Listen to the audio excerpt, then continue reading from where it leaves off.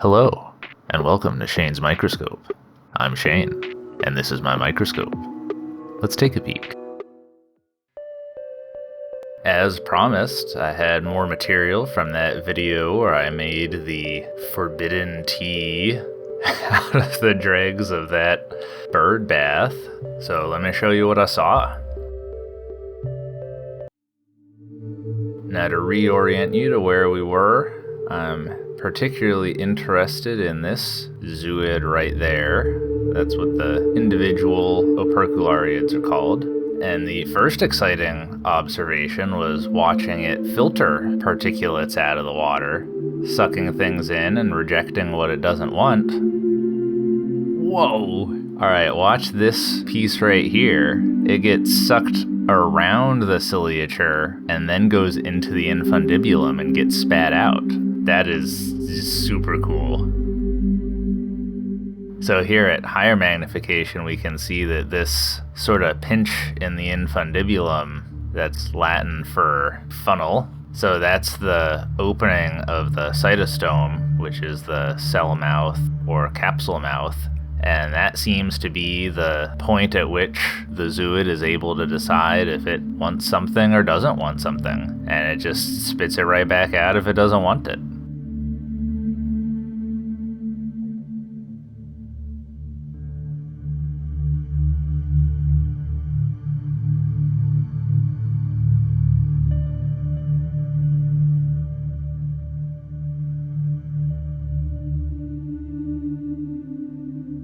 Looks like occasionally, maybe something it doesn't want gets brought in alongside something it does.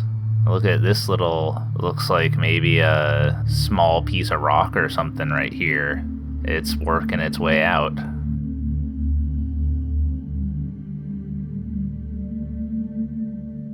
There it goes.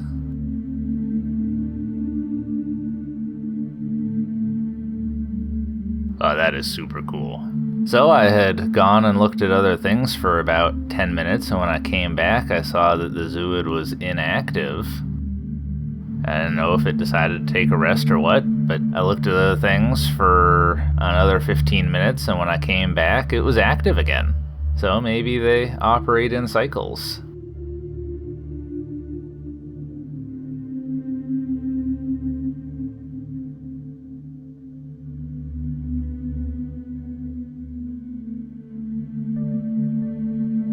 A little bit of dark field can help us to really see the fluid dynamics of what's going on here.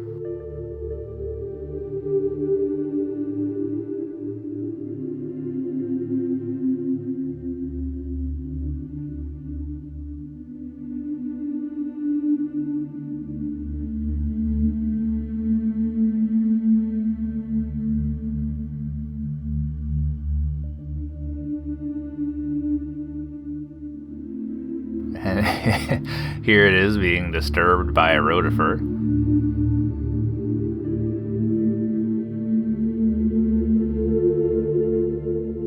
And I noticed after that it was starting to do this little wiggle, and so when I changed focus, I saw that it was developing a trocal band. When the zooids want to move to a new location, they can develop this band of cilia here, which are much more efficient for movement than the ones around the mouth.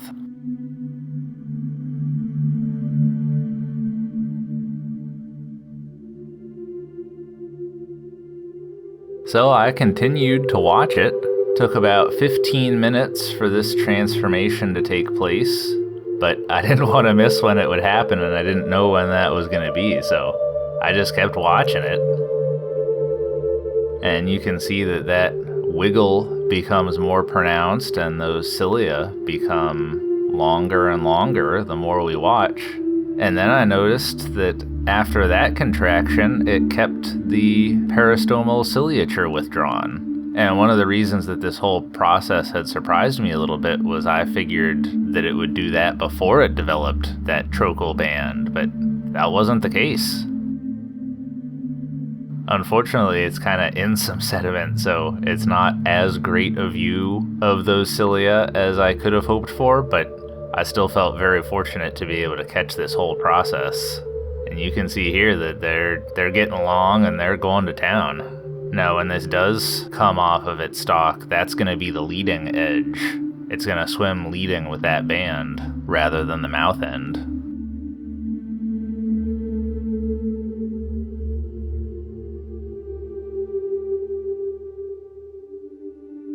And you can see here it's really getting ready to go. It may not even be attached to anything anymore. It's kind of driving itself into that material.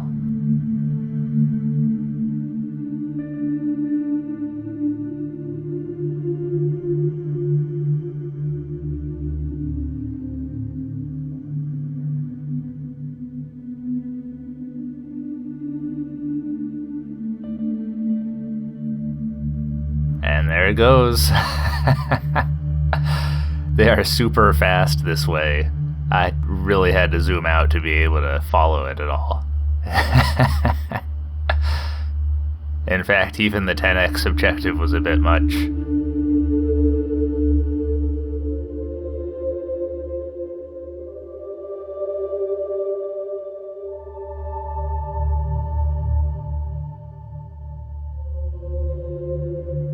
So this thing right here is the Teletroke.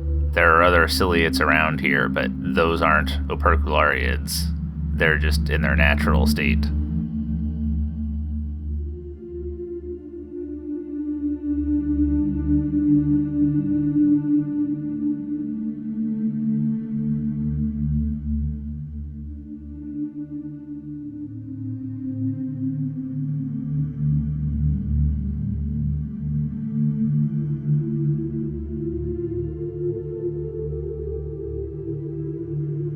I figured I would chance a zoom in since it looked like it was getting interested in this area.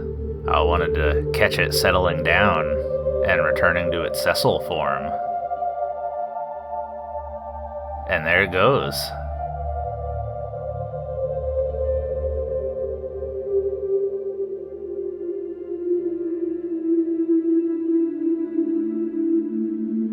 So you can see that trocal band is really winding down because it doesn't need it anymore.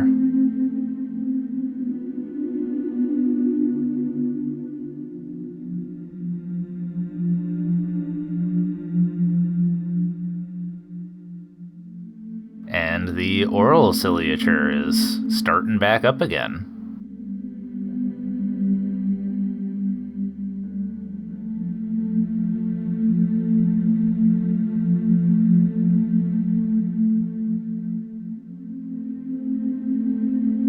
And here we have it, back to normal operation. I could tell from the focus that it was actually, it had landed on the cover slip, so it's facing away from us, which is why the folds up there look like they're backwards compared to their usual orientation, and why it's a little bit difficult to focus on, but that's all right.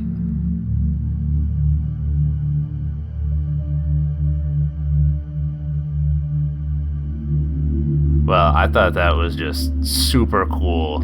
I learned a ton about both the feeding process and the moving process. Processes that I hadn't seen very well described in the literature, so I was really happy to be able to see it myself and be able to share it with you. Alright, well I think we'll leave it there for the day. Thanks for having a look with me. Until next time, keep on peeking.